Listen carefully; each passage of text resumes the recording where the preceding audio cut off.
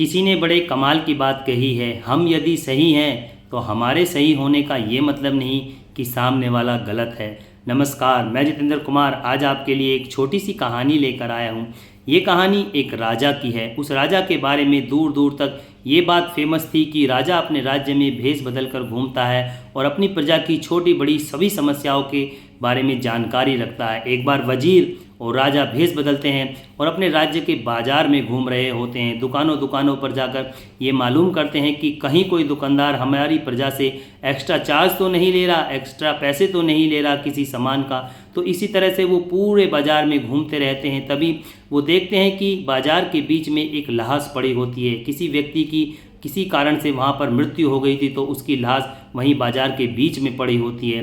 राजा और वजीर देखते हैं कि सभी लोग उस लाश से बचकर निकल रहे हैं। कोई भी व्यक्ति ऐसा नहीं था जो उस लाश को उसके घर तक पहुंचा सके, जिससे उसका अंतिम संस्कार हो सके। राजा और वजीर उस लाश के पास जाते हैं और उसकी तलाशी लेते हैं, लेकिन तलाशी में भी कोई निशानी या कोई ऐसी चीज़ नहीं मिलती जिससे ये पता चल सके कि उस लाश का एड्रेस क्या है।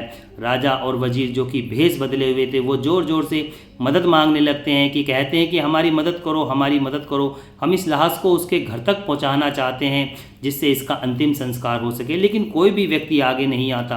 राजा को अचंभा होता है। राजा अपने वजीर से कहता है कि तुम यहीं रुको, मैं अभी दुकानदारों से पूछ कर आता हूँ।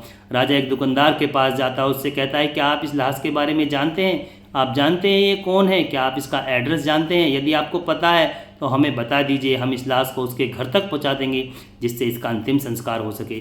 तब दुकानदार कहता है, अरे साहब आप किस चक्कर में पड़ रहे हो? ये बहुत गंदा आदमी था, बहुत गलत आदमी था, आप इसके चक्कर में ना पड़ें, इसे पड़ा रहने दीजिए। आपको बाजार से कुछ सामान लेना है, लीजिए और अपने घर चले जाइए। राजा को अचंभा होता है, लेकिन राजा दूसरे दुकानदार के पास जाता है। दूसरा दुकानदार भी यही कह देता है।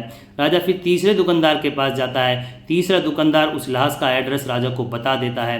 राजा और वजीर जो कि भेष बदले हुए थे उस लाश को उठाते हैं और उसके घर चले जाते हैं। दरवाज़ा बजाते हैं, दरवाज़ा खुलता है तो अंदर से एक महिला आती है और उस लाश को देखकर ज़ोर ज़ोर से रोने लगती है, क्योंकि वो महिला उस लाश की पत्नी थी। वो जो लाश थी उस महिला के पति की थी। महिला ज़ोर ज़ोर की रोने लगती है।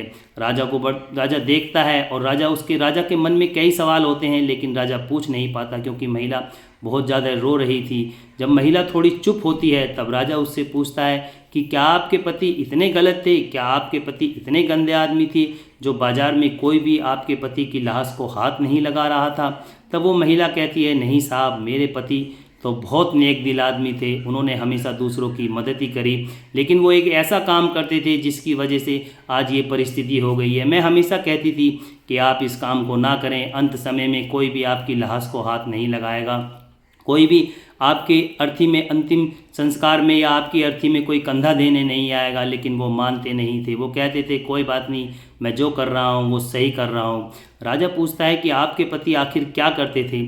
तब वो महिला बताती है कि मेरे पति सुबह के समय जाया करते थे मदिरा की दुकान पर, जहाँ मदिरा बिकती है, वहाँ से बहुत सारी मदिरा लाया करते थे और लाकर घर पर नाली में बहा दिया करते थे। और शाम के समय नर्तकी के घर जाया करते थे, उस नाचने वाली के घर, और अपनी कमाई का काफ़ी सारा हिस्सा उसे देकर आ जाते थे और कहते थे कि दरवाज़ा बंद कर लेना, किसी के लिए दरवाज़ा मत खोलना। वो ये सोचते थे कि मैं जितनी शराब लाकर बखेर दूँ उतनी ही पब्लिक तक नहीं पहुँच पाएगी, कोई वहाँ जाएगा तो उसे मदिरा नहीं मिलेगी, शराब नहीं मिलेगी। और ऐसे ही उस नाचने वाली के बारे में सोचते थे कि जब उसे इकट्ठा पैसा मिल जाएगा तो वो अपने दरवाजे बंद कर लेगी, कोई उसके घर पर नहीं जाएगा, जिससे लोगों का काफ़ी फ़ायदा होगा। इस तरह की सोच रखते थे वो सोचते थे कि समाज से जितनी बुराइयां हट सकें हटा दी जाएं। वो अपनी तरफ से कोशिश किया करते थे। इसलिए मेरे पति बहुत नेक दिल आदमी थे, लेकिन मैं हमेशा उनसे ये कहती थी कि तुम ऐसा काम मत करो, तुम्हारे अंतिम समय में कोई तुम्हारी अर्थी को भी कंधा नहीं देगा,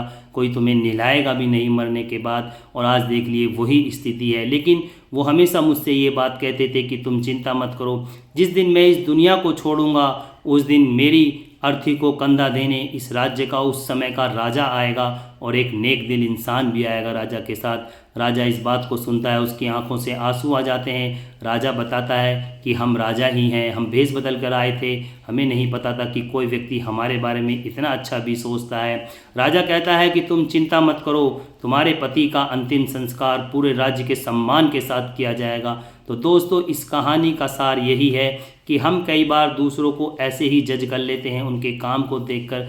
ज़रूरी नहीं कि जो व्यक्ति जो काम कर रहा हो उसका अंदर का स्वभाव भी वैसा ही हो। जिस तरह से लोगों ने जज कर लिया उस व्यक्ति को कि वो नर्तकी के यहाँ, नाचने वाली के यहाँ जाता था, मदिरा की दुकान पर जाया करता था, तो सभी ने उसे गंदा सोचा, लेकिन उसके भाव को कोई नहीं समझ पाया कि उसका भाव क्या था। इसी तरह से दोस्तों, हमारा भी यही फ़र्ज़ है कि हम किसी व्यक्ति को पूरी जानकारी लिए बगैर किसी को जज ना करें, किसी के बारे में कोई भी भावना ऐसे उत्पन्न ना करें, और अपने बारे से ये भी सोचें कि दो व्यक्ति जब हम कहीं बैठे हों तो किसी की बुराई ना करें। तो दोस्तों, ये छोटी सी कहानी यदि आपको अच्छी लगी हो तो हमारी वीडियो को शेयर करें, लाइक करें और हमारे चैनल को सब्सक्राइब करें। मिलते हैं आपसे एक नई वीडियो में एक नई कहानी के साथ। तब तक के लिए नमस्कार, जय हिंद।